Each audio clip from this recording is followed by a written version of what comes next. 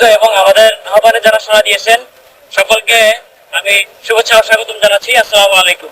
আপনারা অবশ্যই দেখতেছেন, আপনারা ব্যানারটা দেখে আশা করি বুঝতে পারতেছেন যে আজকের আমাদের বিষয়বস্তু কি।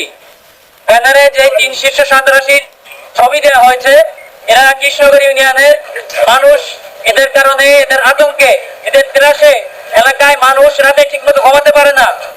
এলাকার মানুষের জমি দখল, মাথায় পিস্তল ধরে মানুষকে হুমকি দেওয়া, এলাকায় যারা ব্যবসায়ী আছে এবং দোকানদার আছে বিভিন্ন শ্রেণীর, বিশেষ করে আমাদের এলাকার সোটা গ্রামে কৃষ্ণনগরে চাঁদা নাই যে আমাদেরকে মাসিক এই হারে চাঁদা দিতে হবে।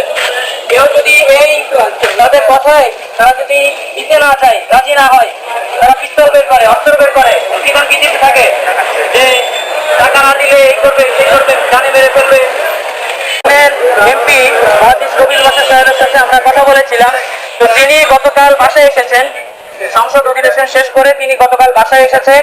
তো তিনি বলেছেন তিনি 7 তারিখে যখন আবার এই মাসের 7 তারিখে তিনি আবার যাবেন সংসদ অধিবেশনে, তিনি আবার উপস্থিত হবেন এই মাসের 7 তারিখে। তিনি বলেছেন এই আতঙ্কবাদ এবং এই খুনি সন্ত্রাসীদের ব্যাপারে তিনি সংসদের স্বরাষ্ট্রমন্ত্রী এবং আইনমন্ত্রীদের সাথে কথা বলবেন।